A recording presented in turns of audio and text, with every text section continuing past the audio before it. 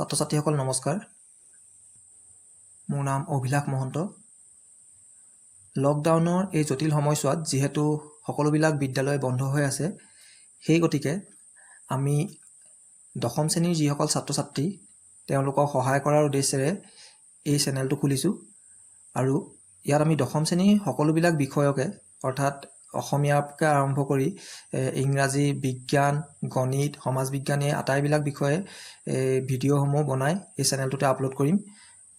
আশা কৰোঁ আমাৰ এই ভিডিঅ'বিলাক চাই তোমালোক উপকৃত হ'বা বুলি। আৰু যদি আমি গম পাওঁ যে তোমালোকক এই ভিডিঅ'বিলাকে সহায় কৰিছে, তোমালোক এই ভিডিঅ'বিলাকৰ পৰা লাভৱান হৈছা বুলি, তেন্তে এতিয়া পোনপ্ৰথমে আমি অসমীয়াত দিছোঁ, কিন্তু ইয়াৰ পিছৰ পৰ্যায়ত আমি ইংৰাজীতো ভিডিঅ'বিলাক বনাই আপলোড কৰিবলৈ চেষ্টা কৰিম। তোমালোকৰ যিটো সমাজ বিজ্ঞান বিষয়, সেই বিষয়টো মই তোমালোকক পঢ়ুৱাম।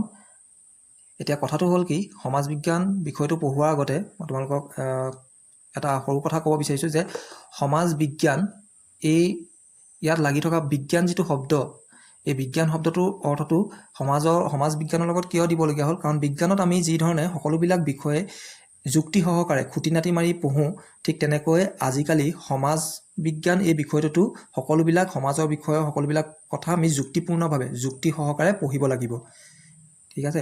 ইয়াৰ আগৰ পৰ্যায়ত তাৰমানে কি আছিলে, অকল সমাজ অধ্যয়ন আছিলে আগতে বিষয়টো, সমাজ অধ্যয়ন। তাত অকল সমাজৰ কোনো তেনেকৈ বিশেষ যুক্তি দিয়া হোৱা নাছিলে, জাষ্ট খালি সমাজখনৰ অধ্যয়ন কৰা হৈছিলে, ইতিহাসৰ বিষয়ে অধ্যয়ন কৰা হৈছিলে, হয়তো ৰাজনীতিৰ বিষয়ে অধ্যয়ন কৰা হৈছিলে। কিন্তু আজিকালি অকল ইতিহাস আৰু ৰাজনীতিতে সীমাবদ্ধ নাৰাখি ভূগোল আৰু অৰ্থনীতি এই ভাগ দুটাও ইয়াত অন্তৰ্ভুক্ত কৰা হৈছে।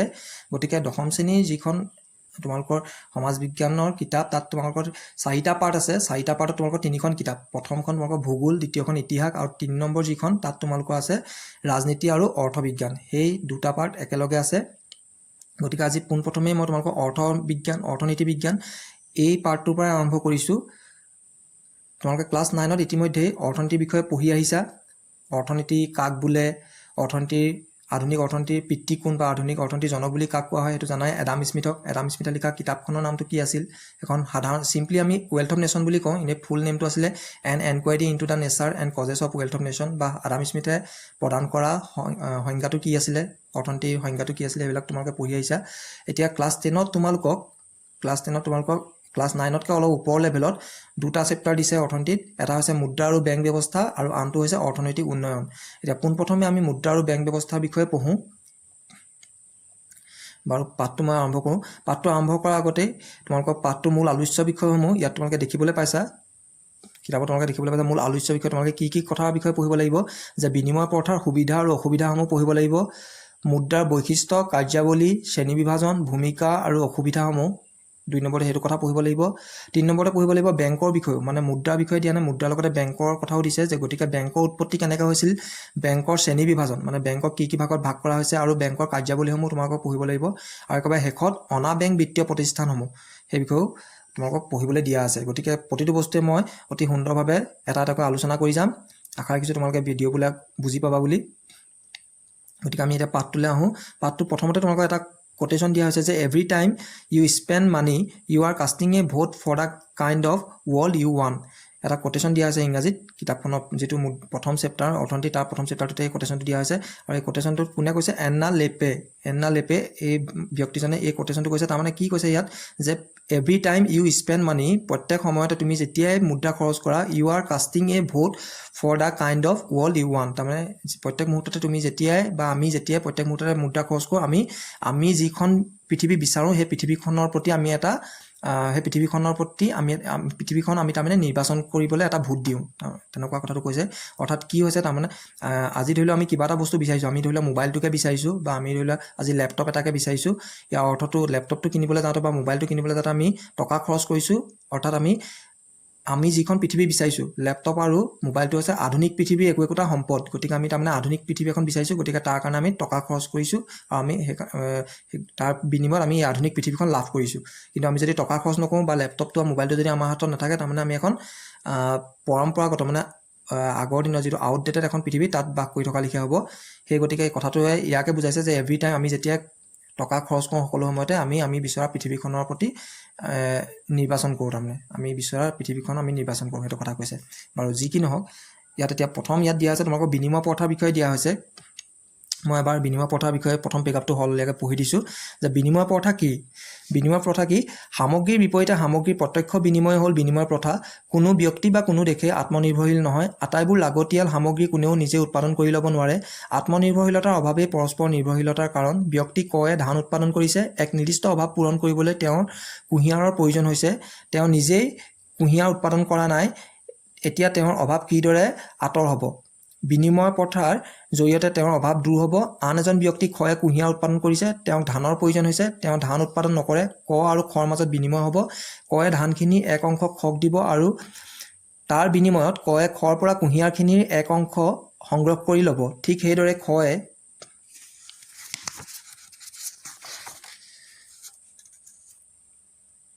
কুঁহিয়াৰৰ বিনিময়ত কৰ পৰা ধানৰ এক অংশ সংগ্ৰহ কৰিব। ক আৰু খ কোনোৱেই আত্মনিৰ্ভৰশীল নহয়। তেওঁলোক দুয়ো পৰস্পৰ নিৰ্ভৰশীল। সামগ্ৰীৰ সলনি সামগ্ৰীৰ পোনপটীয়া বিনিময় কৰি দুয়ো দুয়োৰে অভাৱ পূৰণ কৰিছে। আচ্ছা, গতিকে বিনিময় প্ৰথা কাক বোলে? মই অতি যদি সহজ অৰ্থত ক'বলৈ যাওঁ, সামগ্ৰীৰ বিনিময় সামগ্ৰীৰ বিপৰীতে সামগ্ৰীৰ প্ৰত্যক্ষ বিনিময় হৈছে বিনিময় প্ৰথা। গতিকে বিনিময় প্ৰথা কি? এইটো ইয়াৰ আনচাৰটো তোমালোকে যদি লিখিব বিচৰা অতি সাধাৰণ অৰ্থত তাৰ উত্তৰটো হ'ব যে সামগ্ৰীৰ বিপৰীতে সামগ্ৰীৰ প্ৰত্যক্ষ বিনিময় কৰাই হৈছে বিনিময় প্ৰথা। অৰ্থাৎ আমি এটা সামগ্ৰীৰ বিপৰীতে আন এটা সামগ্ৰী যেতিয়া আদান প্ৰদান কৰোঁ তাকে বিনিময় প্ৰথা বুলি কোৱা হয়। এতিয়া বৰ্তমান আমি সামগ্ৰীৰ বিপৰীতে সামগ্ৰী বৰ্তমান সময়ত আমি সামগ্ৰীৰ বিপৰীতে সামগ্ৰী আদান প্ৰদান কৰা নাই। বৰ্তমান সময়ত আমি সামগ্ৰীৰ বিপৰীতে মুদ্ৰা আদান প্ৰদান কৰিছোঁ। কিন্তু ইয়াৰ আগৰ পৰ্যায়ত সামগ্ৰীৰ বিপৰীতে মুদ্ৰা নহয় সামগ্ৰীহে আদান প্ৰদান কৰিছিলে আৰু সেই ব্যৱস্থাটোক সেইকাৰণে বিনিময় প্ৰথা বুলি কোৱা হৈছিলে। এতিয়া বিনিময় প্ৰথাৰ অসুবিধাসমূহ কি কি? বিনিময় প্ৰথাৰ অসুবিধাসমূহ তোমালোকক ইয়াত দিছে।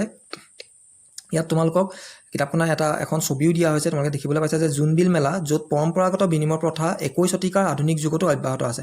আমি এতিয়া যিটো সময়ত বাস কৰি আছোঁ, যিটো সময়ত আমি জীয়াই আছোঁ, সেই সময়টো হৈছে 21 শতিকা। সেই 21 শতিকাৰ সময়তো জোনবিল মেলা যিখন মৰিগাঁও জিলাত আছে, মৰিগাঁও জিলাত তোমাৰ জোনবিল মেলা বহে। তাত তোমাৰ এতিয়া বৰ্তমানো সদায় নহয়, মাঘ বিহুৰ সময়ত, তাৰমানে জানুৱাৰীত যেতিয়া মাঘ বিহু হয়, সেই সময়ত তাত পৰম্পৰাগতভাৱে এইটো এটা পৰম্পৰাগত ৰীতি অনুসৰি তেওঁলোকে এই বিনিময় প্ৰথা মানে সামগ্ৰীৰ বিপৰীতে সামগ্ৰীৰ যিটো আদান প্ৰদান হয় সেই বজাৰখন তেওঁলোকে মাঘ বিহুৰ সময়ত তাত বহুৱায়। হ'ব, এতিয়া বিনিময় প্ৰথাৰ অসুবিধাবিলাক চোৱা যে সভ্যতাৰ দুখ-মোকালিতে আৰম্ভ হোৱা বিনিময় প্ৰথাৰ কালক্ৰমত বিলুপ্তি ঘটিল। আদিম যুগত জনসংখ্যা সীমিত আছিল, সমাজখন ক্ষুদ্ৰ আছিল, মানুহৰ প্ৰয়োজনসমূহ সীমিত আছিল, উৎপাদিত সা-সামগ্ৰীৰ সংখ্যা আৰু পৰিমাণো কম আছিল।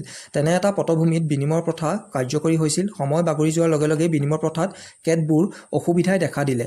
বিনিময় প্ৰথাৰ 4টা অসুবিধা মন কৰিবলগীয়া। ছাত্ৰ ছাত্ৰীসকল, মই তোমালোকক পাঠটো যিহেতু হললৈকে পঢ়ি দিছোঁ, ইয়াৰ অৰ্থটো এটাই যে তোমালোকে যি বিষয়ে নহওক আজিলৈকে কি কৰিছা তোমালোকে দৰকাৰ নাই, কিন্তু এতিয়াৰ পৰা তোমালোকে যি বিষয়ে নহওক পাঠটো হলহলীয়াকৈ পঢ়িবা। লাগিলে সমাজ বিজ্ঞানেই হওক, অসমীয়াই হওক, বিজ্ঞানেই হওক, অংকক বাদ দি প্ৰতিটো বস্তুৱে, অংকও তোমালোকে যিবিলাক উদাহৰণ তোমালোকক দিয়া থাকে সেইবিলাক হলহলীয়াকৈ তোমালোকে পঢ়ি ল'বা। আৰু যদি বুজি নোপোৱা, এবাৰত যদি বুজি নোপোৱা, তোমালোকে 10-12লৈকে পঢ়িবা। আৰু পাঠটো পঢ়িলে তোমালোকে আচলতে বস্তুটো কি কৈছে তাৰ তোমালোকৰ তাৎপৰ্যটো তোমালোকে গম পাবা। আৰু তাৎপৰ্য বুজাৰ লগে লগে তোমালোকে বস্তুখিনি বৰ বেছি মুখস্থ কৰি থাকিব নালাগে। তোমালোকৰ বস্তুটো যেতিয়া তোমালোকে আইডিয়া পাবা, তোমালোকে নিজেও কথাখিনি লিখিব পৰা হ'বাগৈ। এতিয়া বিনিময় প্ৰথাৰ অসুবিধাসমূহ আমি চাই লওঁ যে ইয়াত দিছে যে সংগতিবিহীন অভাৱ। মই এতিয়া সংগতিবিহীন অভাৱৰ বিষয়ে তোমালোকক বুজাই দিছোঁ। তোমালোকে পেগাপটো নিজে পঢ়িবা। মই তোমালোকক বুজাই দিছোঁ যে সংগতিবিহীন অভাৱ কি, যে আমি যেতিয়া এটা বস্তুৰ বিপৰীতে আন এটা বস্তু আমি বিনিময় কৰোঁ তেতিয়া সেই বস্তু দুটাৰ মাজত সংগতি থাকিব লাগিব। হ'ব, এতিয়া আমি বৰ্তমান সময়ত যি ধৰণে বিনিময় কৰোঁ তাত আমাৰ অভাৱৰ সংগতি আছে। আমাৰ সকলোকে অভাৱটো কি? পইচাৰ অভাৱ, টকাৰ অভাৱ। গতিকে আমি কিবা এটা বস্তু যেতিয়া বিকিবলৈ যাওঁ তাৰ বিনিময়ত আমাক যেতিয়া পইচাটো দিয়ে তেতিয়া আমি বস্তুটো আনন্দ মনেৰে মানে হাঁহি মুখেৰে আমি বস্তুটো দিবলৈ ইচ্ছুক হৈ থাকোঁ। কিন্তু বিনিময় প্ৰথাত সেই সময়ত কি হৈছিলে? সেই সময়ত অভাৱৰ সংগতি নাছিলে, অভাৱৰ মিল নাছিলে। কেনেকৈ মিল নাছিলে? ধৰি লোৱা, মই ইয়াত তোমালোকক দিয়ে থৈছে এটা উদাহৰণ। সেই কথাটো কি হৈছে যে ধৰি লোৱা দুজন ব্যক্তি আছে, এজন ব্যক্তি হৈছে ক আৰু আনজন ব্যক্তি হৈছে খ। এতিয়া ব্যক্তি কয়ে ধৰি লৈছোঁ আমি ধান উৎপাদন কৰে আৰু ব্যক্তি খয়ে কুঁহিয়াৰ উৎপাদন কৰে। হ'ব, এই ক্ষেত্ৰত কি হয়? এই ক্ষেত্ৰত ধান উৎপাদন কয়ে কৰি আছে, গতিকে কক ধৰি লৈ খ ব্যক্তিজনে কুঁহিয়াৰ উৎপাদন কৰিছে। এতিয়া খ ব্যক্তিজনক যদি ধানৰ প্ৰয়োজন হয়, মানে তেওঁক ভাত খাবলৈ যদি ধানৰ যদি প্ৰয়োজন হয়, তেন্তে তেওঁ কৰ ওচৰলৈ যাব আৰু তেওঁ ধান বিচাৰিব। কিন্তু ক ব্যক্তিজনে বোলে কুঁহিয়াৰ বিচৰা নাই। ক ব্যক্তিজনে ধান উৎপাদন কৰিছে কিন্তু তেওঁ ধান দিবলৈ সাজু আছে, কিন্তু তেওঁ কুঁহিয়াৰ বিচৰা নাই, তেওঁ কাপোৰহে বিচাৰিছে। হ'ব, কাপোৰহে বিচাৰিছে। গতিকে এই ক্ষেত্ৰত কি হ'ব, এই ক্ষেত্ৰত ক আৰু খৰ মাজত যিহেতু কয়ে বিচৰা বস্তুটো খ ওচৰত নাই, গতিকে ক আৰু খ ব্যক্তিৰ মাজত লেনদেন হ'ব নোৱাৰে। ঠিক আছে, এই বস্তুটোৱে কি হৈছিলে, অভাৱৰ সংগতি নথকাৰ বাবেই বিনিময় প্ৰথাটোক লোপ কৰাত সহায় কৰিছিলে। বুজি পাইছে, অভাৱৰ সংগতিটো নাছিলে বিনিময় প্ৰথাত, আৰু সেইকাৰণে বিনিময় প্ৰথাটো লাহে লাহে নাইকিয়া হৈ গৈছিলে। ইয়াৰ দ্বিতীয়তে আছে হিচাপ নিকাচৰ উমৈহতীয়া এককৰ অভাৱ। হিচাপ নিকাচৰ উমৈহতীয়া একক, উমৈহতীয়া মানে দুইফালে হিচাপ নিকাচ দুইফালে সমানে কৰিব পৰা উমৈহতীয়া একক লাগিব। এতিয়া কথাটো হ'ল কি, আজি আমি বৰ্তমান সময়ত আমাৰ হিচাপ নিকাচৰ উমৈহতীয়া এককটো কি, টকা। আমি টকাৰ জৰিয়তে আমি যিকোনো বস্তু পাব পাৰোঁ। হিচাপ নিকাচৰ উমৈহতীয়া এককটো হৈছে টকা। ঠিক তেনেকৈ বিনিময় প্ৰথাত কি হৈছিলে, বিনিময় প্ৰথাত এই হিচাপ নিকাচৰ উমৈহতীয়া এককটো নাছিলে। আজি ধৰি লোৱা এটা আপেলৰ বিনিময়ত যদি বজাৰত 3টা নাচপতি দিয়ে, এটা আপেলৰ বিনিময়ত যদি বজাৰত 3টা নাচপতি দিয়ে, তেন্তে ব্যক্তিজনে যেনিবা আপেলটো লৈ গৈ পেলাই সেই আপেলৰ বিনিময়ত বজাৰৰ পৰা 3টা নাচপতি আনিলে, কিন্তু তেওঁ অকল আপেলটোৱে নাচপতি 3টাই কিনিবলগীয়া আছিলে তেনেকুৱাতো নহয়। তেওঁ বিভিন্ন বস্তু কিনিবলৈ বজাৰলৈ যাব পাৰে। ধৰি লোৱা চাউলো কিনিবলগীয়া হ'ব পাৰে, মিঠাতেলো কিনিবলগীয়া হ'ব পাৰে, দাইলো কিনিবলগীয়া হ'ব পাৰে। এতিয়া এই বস্তুবিলাকৰ চাউল, মিঠাতেল, দাইল, এই বস্তুবিলাকৰ প্ৰতিটোৰে আপেলৰ বিনিময়ত পৰিমাণটো বেলেগ বেলেগ আছিলে। ধৰি লোৱা এটা আপেলৰ বিনিময়ত 3টা নাচপতি দিছিলে, কিন্তু 1 কেজি চাউল ল'বলৈ হ'লে মানুহজনে আপেল 10টা দিব লাগিব, বা 1 লিটাৰ মিঠাতেল কিনিবলৈ হ'লে তেওঁ আপেল 15টা দিব লাগিব। তেনেকুৱা কিছুমান চবৰে লগতে সংখ্যাটো আপেলৰ পৰিমাণটো বেলেগ বেলেগ আছিল। গতিকে এজন ব্যক্তিয়ে বজাৰলৈ গৈ বজাৰ কৰিবলৈ যাওঁতে তেওঁ ইমানবোৰ হিচাপ একেলগতে মনত ৰখাটো বৰ অসুবিধা আছিলে। তেওঁ ইমানবোৰ হিচাপ একেলগতে মনত ৰখাটো যথেষ্ট কষ্টকৰ আছিলে, আৰু সেইবাবে ইও বিনিময় প্ৰথাত যথেষ্ট অসুবিধাৰ সৃষ্টি কৰিছিলে। কথাটো বুজি পাইছানে? এতিয়া আমি যদি বজাৰলৈ যাওঁ, আমাৰ অকল এটাই হিচাপ মানে অকল আমি টকাটোৱে মনত ৰাখিব লাগিব। আমি বিভিন্ন ধৰণৰ বস্তু মনত ৰাখিব নালাগে। কিন্তু উমৈহতীয়া একক যিহেতু নাছিলে, বিনিময় প্ৰথাত উমৈহতীয়া একক নাছিলে, বা চাউলৰ বিনিময়ত তেওঁ মানুহবিলাকে আপেল ধৰি লোৱা নিবিচাৰে। চাউলৰ বিনিময়ত তেওঁলোকে ধৰি লোৱা কিবা ৰছীহে বিচাৰিব। ধৰি লোৱা 1 মিটাৰ ৰছী বা 10 মিটাৰ ৰছীহে তেওঁলোকে বিচাৰিব। গতিকে বিভিন্ন ধৰণৰ অসুবিধাৰ এই ক্ষেত্ৰত সৃষ্টি হৈছিলে। নাচপতি 3টাৰ বিনিময়ত এটা আপেল লাগে, কিন্তু তেনেকৈ চাউলৰ বিনিময়ত তেওঁলোকৰ আপেল নিবিচাৰে, তেওঁলোকে চাউলৰ বিনিময়ত ৰছী বা মিঠাতেলৰ বিনিময়ত কাপোৰ বিচাৰিব। হ'ব, গতিকে তেনেকৈ প্ৰতিটো বস্তুৰে এইটো বস্তুৰ বিনিময়ত মই অকল বোলে আপেল দিব লাগিব, এইটো বস্তুৰ বিনিময়ত চাউলৰ বিনিময়ত মই ৰছী দিব লাগিব, মিঠাতেলৰ বিনিময়ত কাপোৰ দিব লাগিব। তেনেকৈ প্ৰতিটো বস্তুৰে মই ইটোৰ লগত সিটো মনত ৰখাটো যথেষ্ট কষ্টকৰ হৈ পৰিছিলে। গতিকে সেইটোৱে কৈছে যে হিচাপ নিকাচৰ উমৈহতীয়া একক নাছিলে বিনিময় প্ৰথাত। বুজি পাইছা?